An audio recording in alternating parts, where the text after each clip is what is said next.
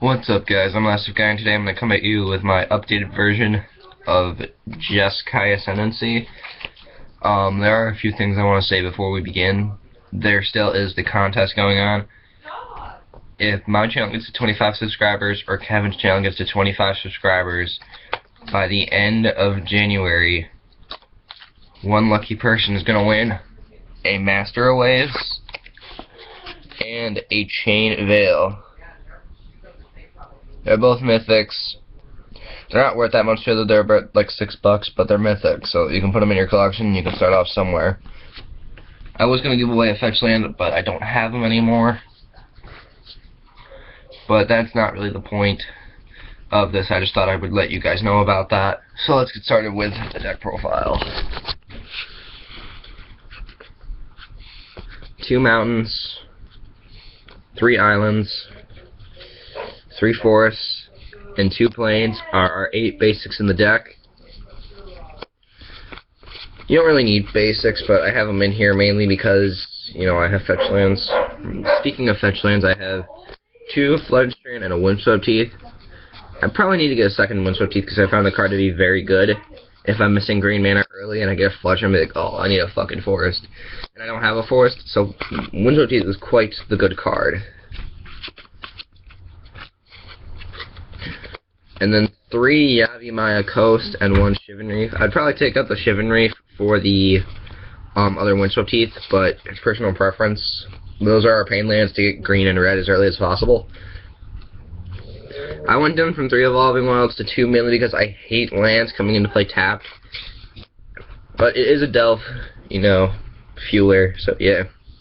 I'm still running the 4 Frontier Bidwall because we're basically a red, blue, green mid-range deck. Splashing white for Jeskai Ascendancy and a few cards that are in the sideboard. So our creatures have remained the same, 4 copies of Sylvan Caryatid. This is one of the best combo pieces you can ever have in your life. So the only thing that sucks about it is that Crackling Doom is a card. 4 Rattleclaw Mystic, this is exposed to removal so much. I hate going off with this card. I'd rather go off with something like, you know, Caryatid. But, you know, it is a mana ramper. Usually you want this as early as possible. I remember this game once, I was playing against Mardu, and I had 6 mana guys out. It was the best. 4 copies of Retraction Helix. This is the card that lets you go off. If you have Ascendancy on the field, and you play this, you're probably going to win the game. Depending if you played Ascendancy in this on the same turn. Because usually you want to go off the turn you play Ascendancy when your opponent's tapped out so they can't respond with anything. But if they're playing green and they have like Sylvan Caryatid, then you have to be careful. Here's some interesting tech of mine. 2 copies of Last Breath. Now, I was originally going to put this in the sideboard, but after I took this to FNM, I realized that this card is so good. Like, Red Devotion's coming back because of Fate Reforged. Green is still a thing. You know, Mardu is still a thing. You know, there's a lot of Jeskai tokens, you know, out there. So, yeah. You pretty much get to exile Rabblemaster, Courser, Seeker of the Way, Monastery Swiftsphere, anything. And the 4 life you give them is irrelevant since you don't care about their life total. 3 Dig Through Time. I really need to find a 4th one of these because this card is so good. Like, so good. If you top deck this card with an Ascendancy in play, you're probably just going to find the pieces you need right there to win. This card just hoses out games if you can cast it. You don't want it early. You want it probably like turn 5-ish. I cut down from 4 Tygon Scheming to 2 because I hate this card. Like, this card is so bad. It's just really, really bad. I usually sideboard this out all the time. This card is just not good. Yeah, it can help you fill your delve, but it's like you're just looking at 5 cards and putting probably all of them into your graveyard. It's basically 2 mana to mill 5 cards. I don't really like it. However, with Commune with the Gods as a 4 in the deck, this is a mill I can get behind. See, with Tygon Scheming, you're not allowed to grab anything. With Commune, you are. You can grab the Ascendancy you're missing.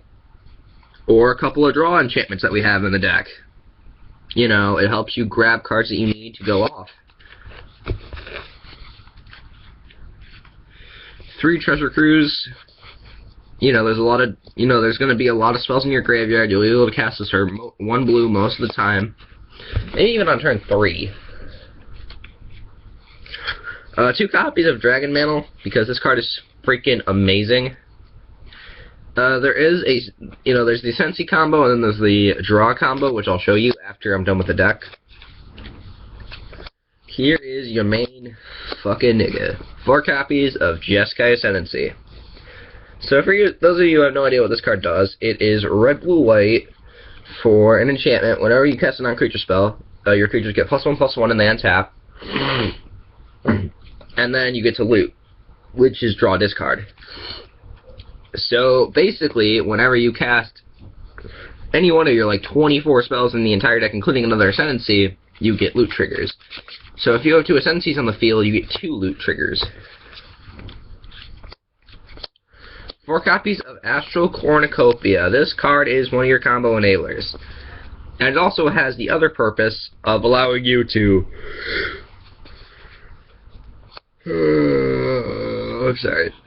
play it X for 1, and it still allows you to go off.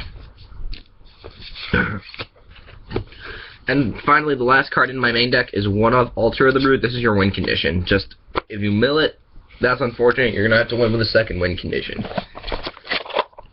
But now we're on to the sideboard. Now, there's one thing I want to say before I do the sideboard. You do not want to sideboard often.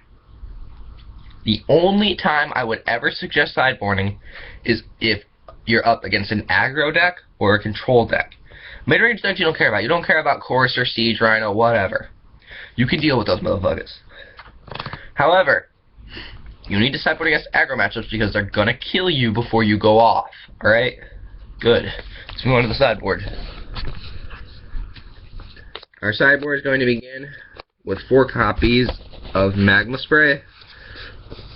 This is a great Ascendancy trigger enabler. Fuels your delve, and it gets rid of annoying creatures. 2 Swan Song. I was originally playing one in the main deck, but I decided to throw both on the sideboard because I don't really need that much protection. You know, Last Breath and Dragon Mantle are my protection. I'll be fine. These come in against the control decks. This is a 1 copy of Pearl Lake Ancient. This comes in against the control decks as another win condition. Mainly because you can flash it at the end of the turn, it can't be countered, and then you can go into the Jeskai Ascendancy loop, where you tap the Pearl Lake Ancient to bounce something, and you play it again, untapping it, triggering the prowess of the Pearl Lake Ancient and the Ascendancy, and you make Pearl Lake Ancient an XX, and you swing, and what you do is that with all those loot triggers, you draw into your removal, so you kill all their creatures, if they have any, or you kill any of their answers that they might have, and then you just go off and be nuts.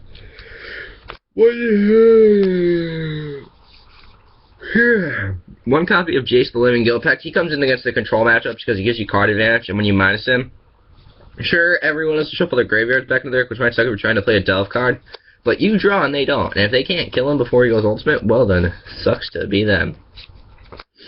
1 Resolute Archangel, because this card is fucking hilarious. Like, this card is just super freaking hilarious. I was up against Jeskai Tokens and Martyr Midrange. This is back-to-back rounds. I lost against Jeskai Tokens. I played this 1-20, and then the next turn he Stoke the Flames it, but the next turn, the next guy I faced, it was like, okay, this was game 3, I'm at 1 life.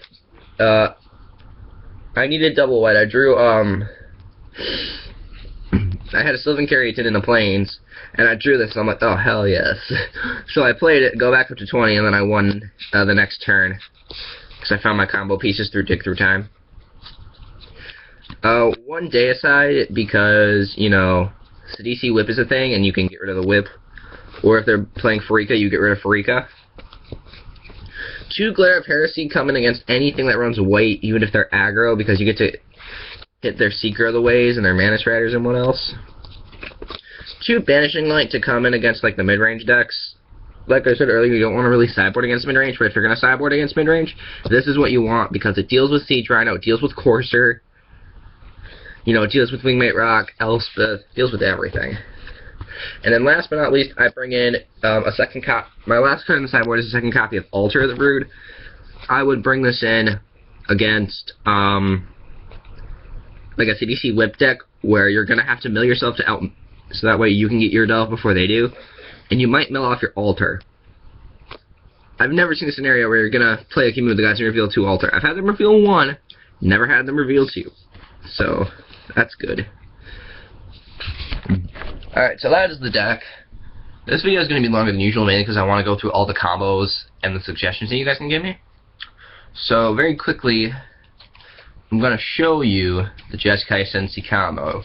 Now, one thing I want to say about this combo is that it's very, very flawed. It can be broken quite easily. I probably should have edited this. Here we go, the Jeskai Ascendancy combo. So first off, you're going to want Sylvan Caryatid on the field, and it has to live, which really isn't that hard. Then, on the next turn... Alright, well, let's just put lands down to make this feel like a good scenario. Let's say you drew turn 1 Forest, and then you turn 2 fetch for a Plains, so you can play the Sylvan Caryatid. Okay. Now let's say for turn 3, you draw a Mountain. Red, white, blue. You cast the Jeskai Ascendancy. Alright? You follow me so far? You cast Jeskai Ascendancy. Now, you play Astral Cornucopia with a converted mana cost of 0, which triggers the Jeskai Ascendancy, allowing you to loot for a card, you don't care what it is, and you untap Sylvan Caryatid. Now what you do is you tap Sylvan Caryatid and play Retraction Helix, targeting the Caryatid to trigger Ascendancy again. You loot again, you don't care what the card is. Now what you do is you play Altar of the Brood. Now what Altar of the Brood says is whenever another permanent enters the battlefield under your control, each opponent puts the top card of their library into their graveyard. So what you do is you tap to bounce the Cornucopia, and you play the Cornucopia again, untapping Caryatid, triggering Ascendancy, and triggering Altar. So, with Ascendancy, you get to loot, but you don't need to loot anymore because it's optional. But every time you play the Cornucopia over and over and over and over and over again, you get to mill their deck right there on the spot, and more than likely, they can't stop you. Now, if you want to do the draw combo, just replace Cornucopia with Dragon Mantle, and the same thing's going to happen. Alright, well that was long as fuck. Anyway, I'm LastOfGaia, thank you guys for watching. Just a few things before I go. I probably should have did that way in the beginning of this. But, hopefully Kevin and I will do some gameplays, you know, like today or tomorrow for you guys, so that way, you know, we're not dead. Like I said in our announcement videos, once we get, like, my computer fixed, and once we get some new equipment, we'll be able to make better quality content for you guys. So we'll just have to wait and see how it goes. We'll probably do, like, a couple of videos in between, like, deck techs and, like, talks and whatnot. But, that's about it. Anyway, I'm LastOfGaia. Thanks for watching. Subscribe. Be a better player. Blah, blah.